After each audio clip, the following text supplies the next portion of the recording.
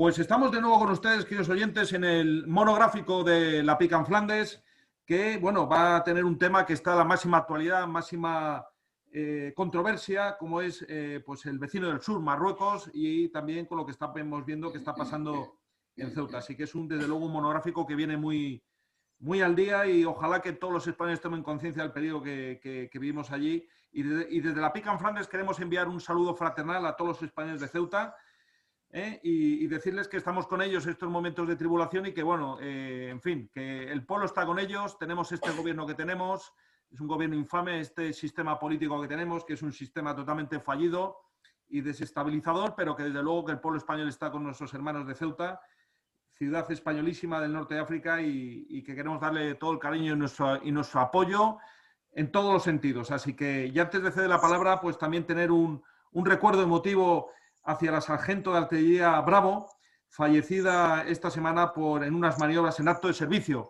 Queremos enviarle a su familia y a sus compañeros de armas pues nuestro recuerdo emocionado, porque de luego para estar ya digamos en el cielo donde están todos los héroes de España, pues con Millán Astray y otros tantos héroes de España, y desde luego la sargento Bravo es un ejemplo de héroe, y es un ejemplo de compromiso con la nación para todos los españoles y especialmente para también las mujeres. Así que honor a la sargento Bravo, y estamos con su familia sobre todo y sus compañeros de armas en comunión espiritual y material. Cedo la palabra rápidamente al coronel Manrique. Adelante, mi coronel, por favor.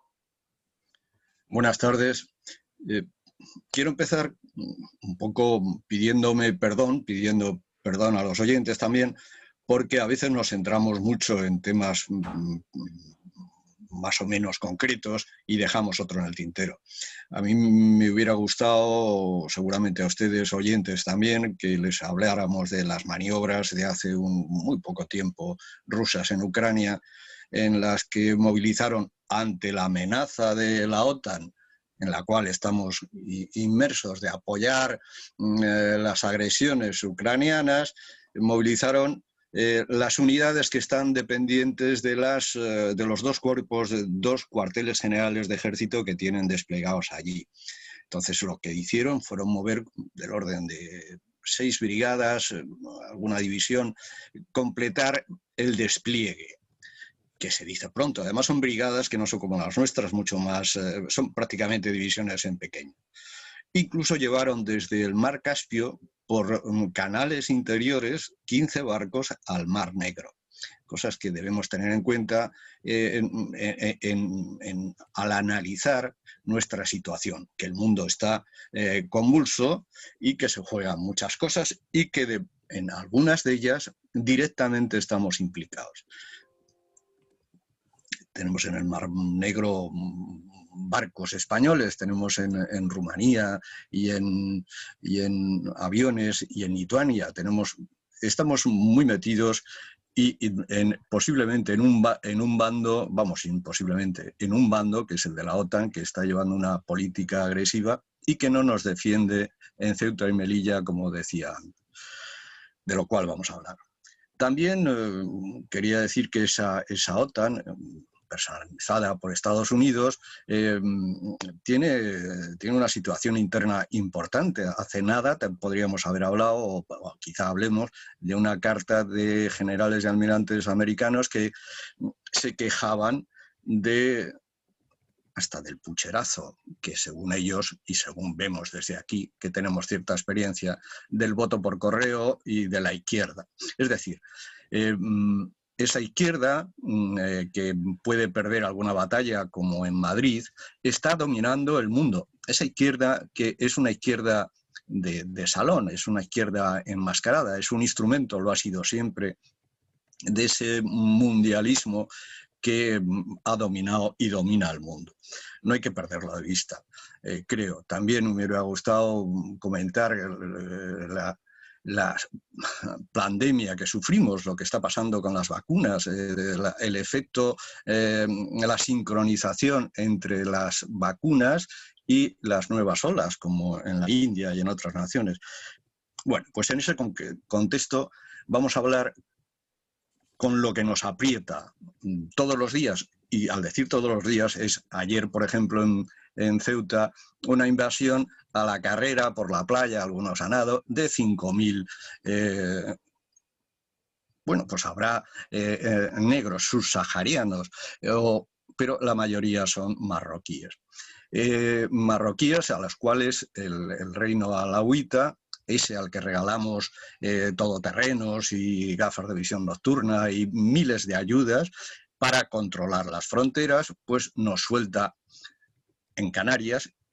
O sea, no solo es Ceuta, que está de siempre, sino el año pasado fueron casi 30.000.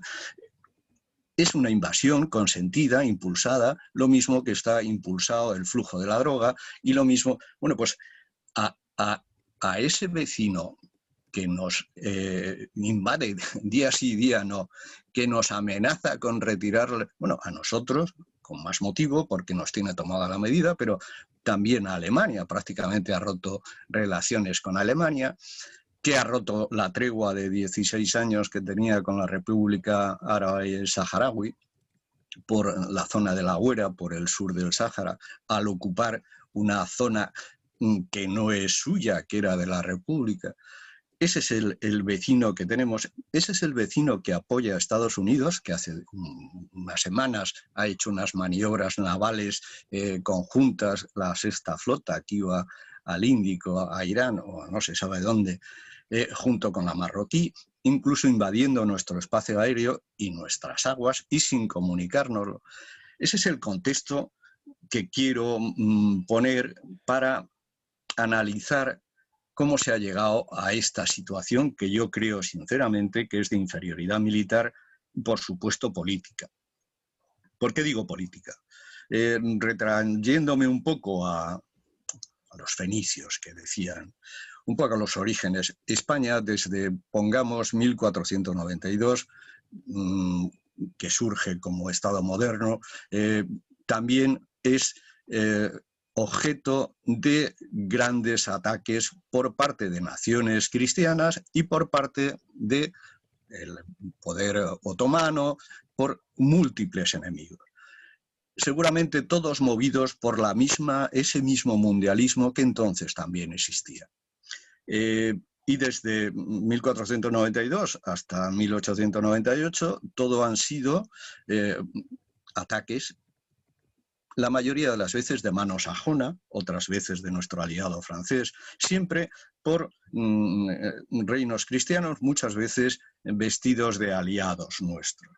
Hay que tenerlo presente para analizar la situación actual. Pero bueno, centrándonos un poco más en el final de la Guerra Mundial, cuando España estaba firmemente asentada en la zona norte del protectorado y había fortificado con sus pobres medios de salir de una tremenda guerra interna, las dos orillas del estrecho, la operación Antorcha de invadir los aliados, el sur de Italia, el norte de África, fue posible por nuestra neutralidad. Lo mismo que fue posible que Gibraltar siguiera siendo inglés por nuestra neutralidad. Y esa situación, sin duda, al poder mundialista le reverdeció la inquina y le hizo ver, como dijo luego más adelante, al perecer, ese factotum que se llama Kissinger, que España cuando es fuerte es peligrosa. Bueno, pues la solución ha sido debilitar a esa España fuerte. Y en gran medida, ahora salta más a la vista, que ha sido a base de potenciar sobre los problemas interiores, el terrorismo, la ETA, la droga, la guerra subversiva encubierta, también a nuestro vecino del sur. Un vecino del sur que Francia da la independencia sin avisar y que al final tiene que ponerse en guerra porque nace levantisco y sin duda apoyado por potencias exteriores. Porque en esa guerra del 57-58 de Ibn Sáhara resulta que las bandas armadas de liberación, que no se sabe quién mandaba, o sea, el rey Hassan II, el príncipe entonces, saquean las bases aéreas norteamericanas y roban vehículos. ¿Ustedes se lo pueden creer? Bueno, pues esa es la versión oficial. Y Y Estados Unidos dice que el armamento que nos había entregado en préstamo de ayuda y tal, pues no se podía emplear en guerras coloniales. Total, de ahí surge el decretar, el hacer aquellos territorios provincias. Bueno,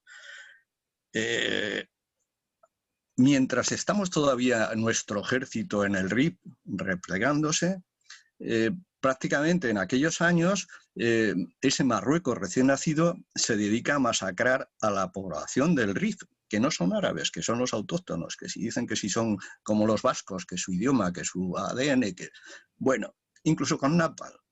Ese reino alauita es así de violento. Poco después entra en guerra con Argelia, porque es que Marruecos no tiene reconocidas ninguna frontera, ni con España, ni con Argelia, ni aguas internacionales, ni aguas no internacionales.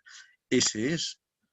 Bueno, pues ese Marruecos que en la Marcha Verde, por cierto, pensada en Inglaterra, orquestada en Estados Unidos, pagada por Arabia Saudí, seguramente bendecida por Israel también, puesto que inmediatamente entró en el ajo, nos declara la guerra. Otra vez Estados Unidos veta el empleo de nuestro armamento, aunque hubiera sido casi comprado, del armamento americano. En fin, estamos en ese contexto con esos aliados. Marruecos se implica en una guerra contra esa república árabe saharaui que se declara independiente ante nuestra traición. Abandonamos una provincia nuestra, incumplimos un mandato de las Naciones Unidas de seguir gestionando aquello o entregar la soberanía no a Marruecos, sino a lo como dice el Tribunal de Haya, después de un referéndum, a quien sea. Pues no se hace. 16 años de guerra es esta entre la República Árabe Saharaui y Marruecos, en la que prácticamente va perdiendo. Al final se llega a un acuerdo de paz por las pérdidas, a pesar de la ayuda técnica material de Israel. Ahí sí que está Israel con sus ingenieros, su inteligencia, sus muros y demás, de Arabia Saudí regando con petróleo, de Estados Unidos, de Francia y también de nosotros, desgraciadamente.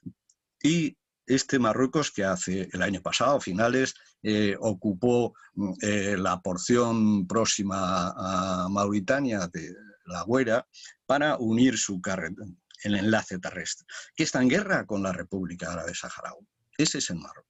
Bueno, pues ese Marruecos que vemos que no está solo, y así se entiende mejor por qué la OTAN no quiso defender Ceuta y Melilla, incluso Canarias en algún momento han estado en el aire, se permite hacer estas cosas. Marruecos, y ya me centro un poco en la superioridad, en el año 2017 hizo público un plan quinquenal para lograr ser la potencia dominante en el área. Muchos lo interpretan buenistamente, claro, es que Argelia ha comprado submarinos, sus aviones. No, no, no. En el área incluye España, Ceuta, Melilla, Los Peñones, Canarias, Andalucía, el Estrecho. Y en eso está. La base naval de Alcázar-Seguer, enfrente de Tarifa, pues ya está en marcha. Y está en marcha y es la base de la fragata mayor, del mismo porte que nuestras fragatas Santa María, Álvaro de Balazán, que es antisubmarina, para controlar el estrecho.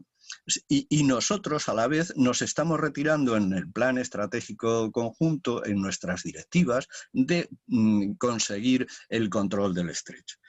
Bueno, pues ese plan quinquenal resulta que se implementa, se viene implementando desde siempre, pero más ahora. En 2019, Estados Unidos vendió armamento a Marruecos por más de 1.000 millones de dólares. 1.000 millones de dólares en un año. Es decir, que no es que Marruecos quiera ser, es que le ayudan. Y gran parte de esos armamentos siempre son financiados por Arabia Saudí. Y gran parte de esas armas, una vez compradas, son implementadas con electrónica israelí. como sus aviones espías, sus F-5 Tiger II. Esto es así. Y no solo es, bueno, también está Inglaterra, la otra vecina del estrecho, pero sobre todo Francia. Francia es descarada, es la que le vende gran parte. Si Marruecos gasta casi un 60% de sus importaciones en Estados Unidos, pues un 40% restante, números redondos, es de Francia. Y algo más en nosotros, en Italia. Bueno, nosotros más que vender regalamos, como he dicho antes, a través de la frontera de Tánger, porque hasta los regalos no los admiten por la frontera de Ceuta y Melilla, que no reconocen. Así estamos, así estamos. Está claro que la OTAN, Estados Unidos, Inglaterra, nuestra aliada inglesa, Francia, apoyan claramente que Marruecos sea la potencia dominante en el estrecho. Y la Unión Europea igual, porque es que además les damos no solo nosotros créditos, les da créditos de pesca, importa sus cítricos y sus productos hortícolas antes que los españoles, haciendo esa política incomprensible que nosotros no nos quejamos, pero así es. Antes he dicho que la proporción de superioridad actual de Marruecos sobre el ejército español es de 5-1, 4-1, pues seguramente. Desde luego en carros está clarísimo.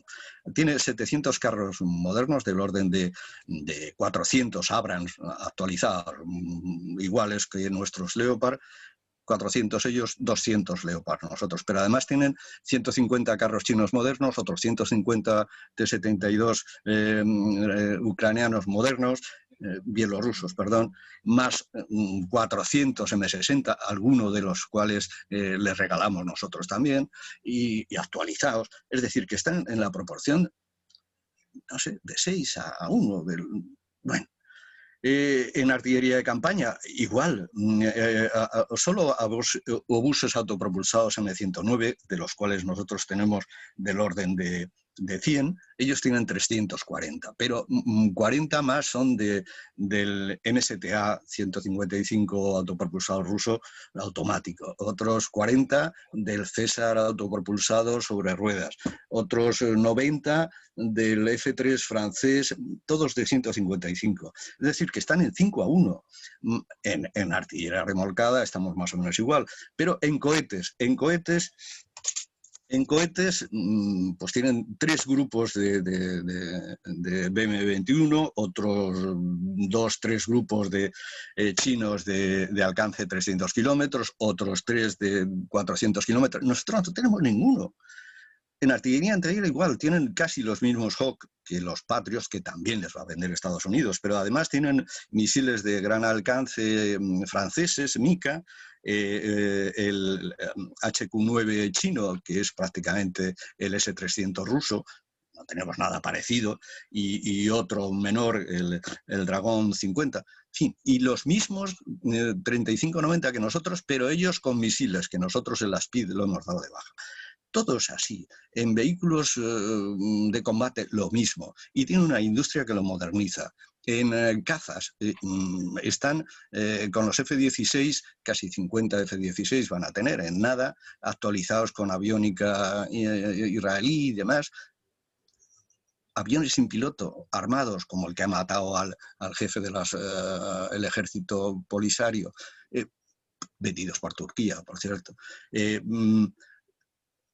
En el estrecho tienen un avión de reconocimiento norteamericano con un radar especial y demás, el Sea Guardian.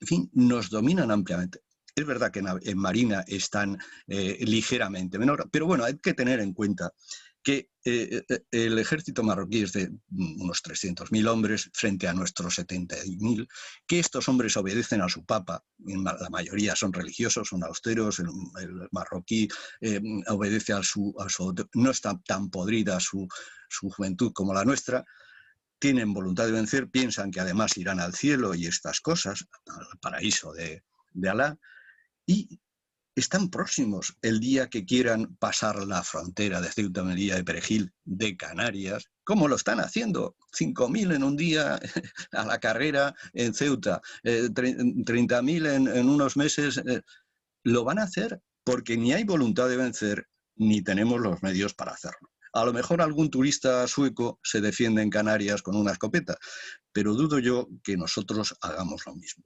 Si queréis alguno, aunque creo que me he comido el tiempo, sí, bueno, pues quedan cedo la palabra. un par de minutillos por si quieren añadir algo a la exposición del coronel Manrique, mi general. Bueno, esto es claro. Es evidente que Marruecos avisa y cumple sus amenazas, que nunca nos enteramos y siempre lo ha cumplido, ¿eh? Y sin embargo ahora mandamos policía un día después. Tiene lo que ha mandado un día antes. Igual pasa con lo que ha dicho el coronel Manrique. Hay que estar preparado un día antes, no un día después, cuando ya no han dado el palo, como siempre ha hecho. Y después también, estas cosas que nos pasan es porque hemos renunciado a la zona neutral. Si hubiésemos respetado la zona neutral, esa invasión tan masiva de inmigrantes tolerada y permitida por Marruecos no se hubiese permitido. Ahí queda dicho eso. Coronel Collins, por favor. Yo creo que lo que existe es la tradicional enemistad hispanoárabe. Es decir, que llevamos siglos pues siendo los árabes, sobre todo los árabes islámicos, que es la gran mayoría, pues siendo nuestros enemigos.